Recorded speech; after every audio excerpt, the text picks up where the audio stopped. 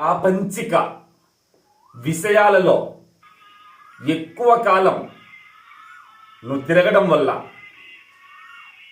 ప్రాపంచిక జనుల సన్నిధిలో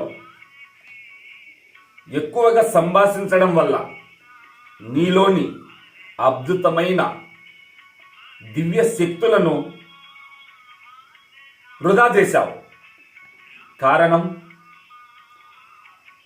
ఎప్పుడైతే నీలో నీ ప్రయాణం కొనసాగుతుందో, అంతర్ముఖ ప్రయాణం, అప్పుడు అపురూపమైనటువంటి అమృత రుచులు నీకు అర్థమవుతాయి.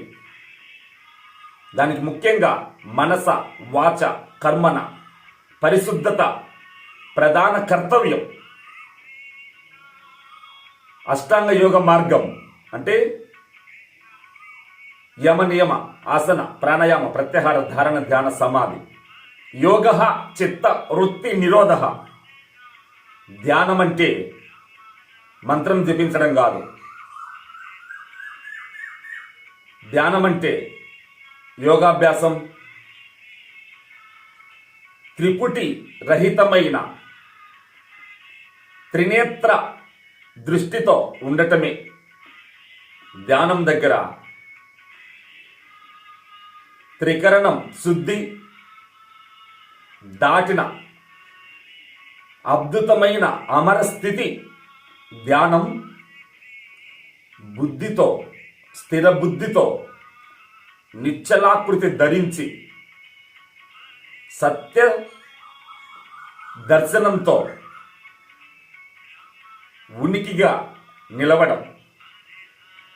పూజ కోటి సమం స్తోత్రం, స్తోత్రం కోటి సమం జపం, జపం కోటి సమం ధ్యానం, ధ్యానం కోటి సమో లయం. ఇంతకాలం నీ ఇంద్రియాలతో విసిగిపోయావు, మనసుతో నలిగిపోయావు, బుద్ధితో జ్ఞాన దృష్టిని పెట్టి వెలిగిపో మిత్రమా. ఈ ప్రపంచ పరిస్థితులన్నీ నీ ఆత్మ దర్శనంతో పటాపంచలైపోతాయి. కనుకనే నీలో సర్వ వాంఛలు నిర్మూలమై నిశ్చలాకృతి ఎప్పుడు ధరిస్తావో అప్పుడు సృష్టి రహస్యం నీ ముందు దర్శనమిస్తుంది. పరమ సత్యం ఏమంటే, ఎక్కడైతే